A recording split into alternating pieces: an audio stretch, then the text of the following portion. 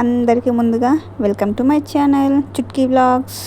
ఇదైతే summer special vlog, మామిడికాయ పచ్చడి. అండ్ మేమైతే ఇది సెకండ్ టైం. స్టార్టింగ్లో కొంచెం పెట్టింది మా మమ్మీ డెలివరీ టైంలో నాకు.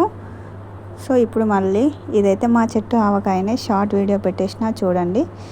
ఫస్ట్ టైం మా చెట్టు మామిడికాయలతో మా ఇంట ఏమంటారు మామిడికాయ పచ్చడి.